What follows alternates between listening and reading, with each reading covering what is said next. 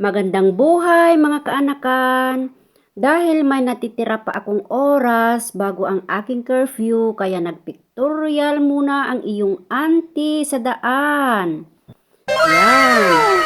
At dahil open naman ang simbahan na aking nadadaanan at hindi naman nila pinagbabawal ang pumasok, kaya umakyat ako sa taas at sa taas tuloy-tuloy akong nagpictorial. Yan. Nag-video-video.